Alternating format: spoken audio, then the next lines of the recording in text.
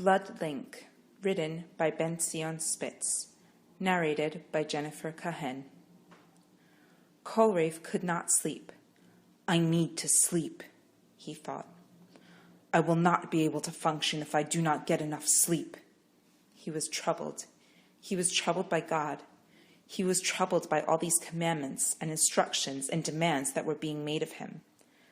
We did not know what we were getting into. How could we? Who would ever have imagined there would be so many commandments with so many nuances that apply to virtually every aspect of life? This is not right. This is not fair. We have not even been given a choice. We have been tricked. As he mused about God, he eventually became drowsy. Then, mentally checking to see if he was asleep, he ended up waking himself up again. But now he was even more exhausted than before. God, I hate this. In the morning, the building called to him from afar. Even from the edge of the camp, it stood out majestically amongst the arrayed tents. The sanctuary had become the center of activity of the Israelite tribes since its inauguration. Kolrev had joined in the initial celebratory excitement, but had then grown ambivalent about its role in his life. Kolrev walked a few paces towards the sanctuary and stopped, kicking up dust from the dry, sandy ground. He turned around and walked back towards his tent. After a few more paces, he stopped, turned yet again, and walked back towards the sanctuary. Once he could view the entrance to the sanctuary courtyard, Kolrev stood still. He looked to either side of him to see if anyone had noticed his stop-and-go motions.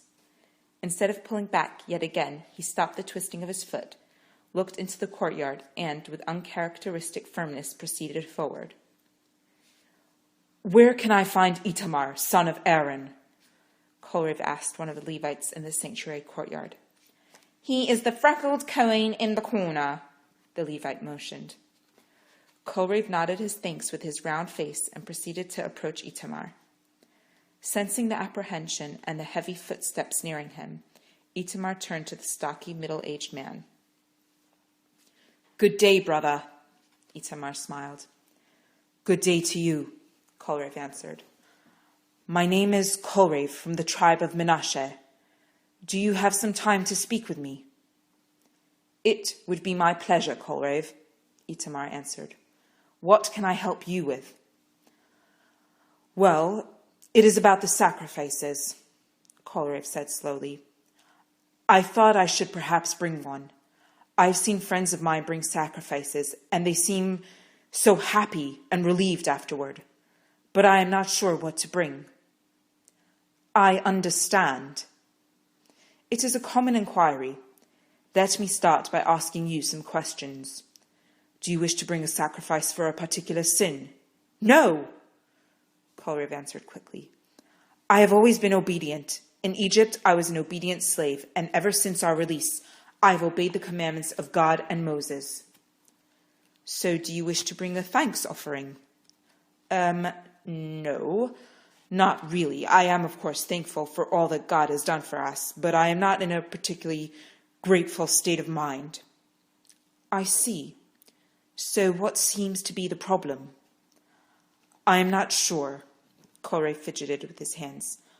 "I was ecstatic after we left Egypt, and was awed when we received the commandments. But I feel that I have lost something since then. I do not feel the same connection I did then.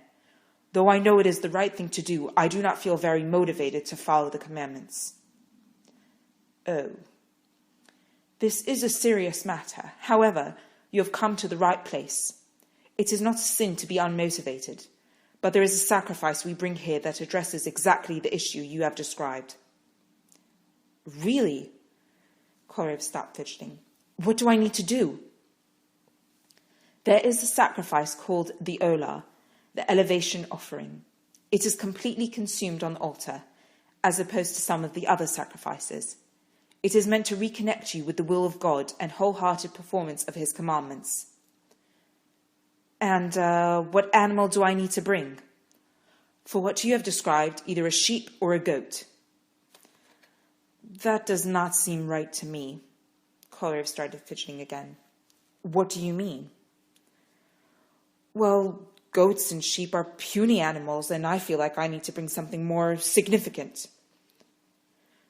For someone who feels disconnected from the commandments, who is perhaps less enthusiastic about the details and their performance, the olah of a sheep or a goat is the prescribed sacrifice. It is just that I feel that my disconnection is perhaps even deeper than just the commandments. Kolrev looked down. I don't understand. I mean, it is not only the commandments that I feel distant from or whose meaning eludes me.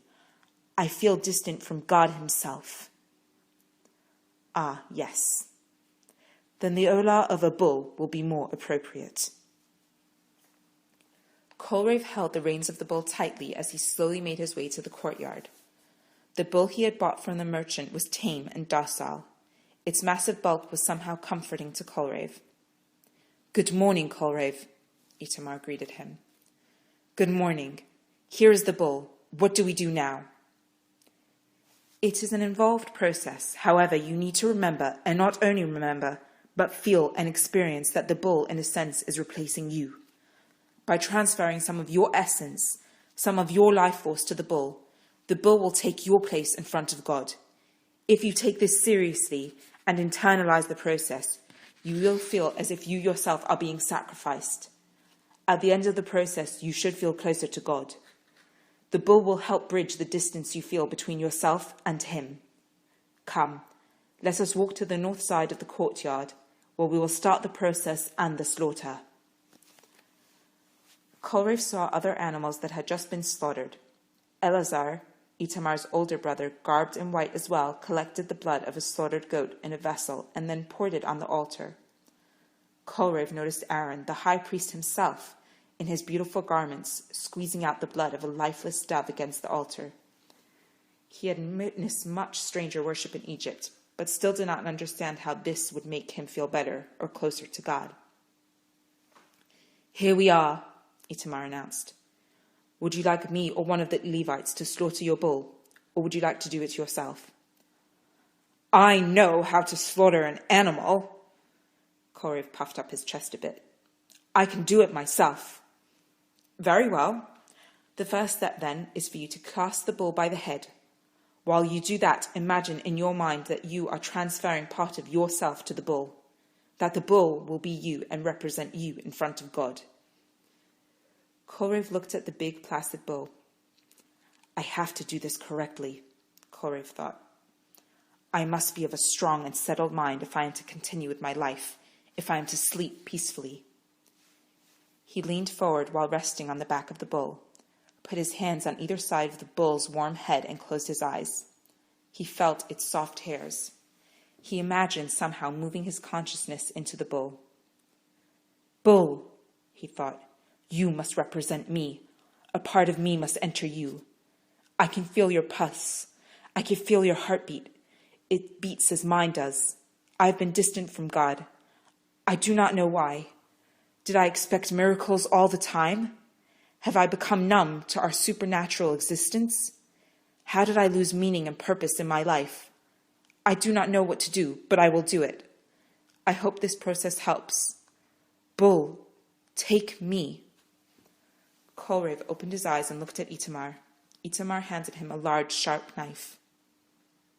Kolrev instinctively ran his fingernail over the edge of the knife to make sure there were no nicks in it. 4 muscle-bound Levites approached.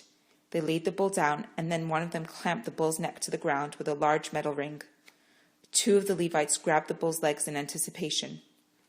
Kolrev then expertly slaughtered the bull. Blood gushed out of the incision at the neck. I can feel it! Kolrev was alarmed for a moment and touched his own neck to make sure it was still whole. I can feel its life force flowing away. Itamar kneeled down with a vessel in his hands and collected the bull's flowing blood. God, yes, Kolrev thought. I would give my life up for you. My life sleeps out of me by being distant from you. Let this life be a replacement for mine. Let my new life be worthy of you. Itamar then took the vessel to the nearby altar while indicating to Kolrev that he should not move. Itamar poured liberal amounts of blood on 2 opposing corners of the altar.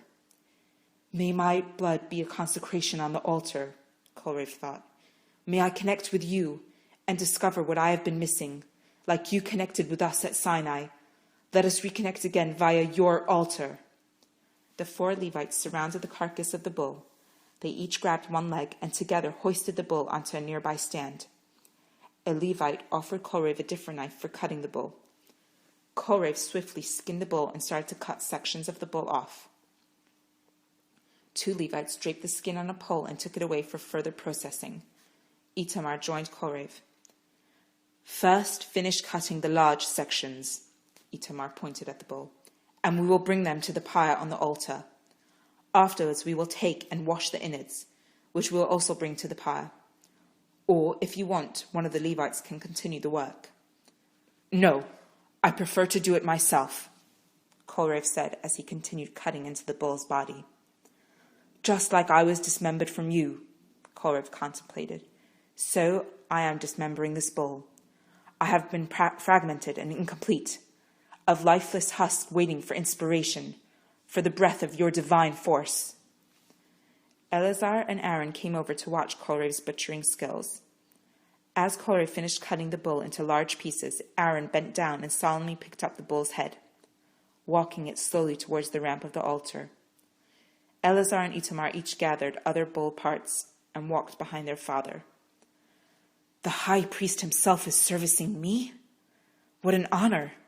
May they carry my spirit back to God just as they are carrying my sacrifice." Aaron, Eleazar, and Itamar continued the back and forth process of carrying the remainder of the bull's parts to the ramp of the altar. Once all the parts were assembled on the ramp, Aaron took handfuls of salt and sprinkled it extensively on and around each individual piece. Aaron and his sons then took the pieces and, in the same order as before, carried them further up the ramp and threw them into the roaring pyre.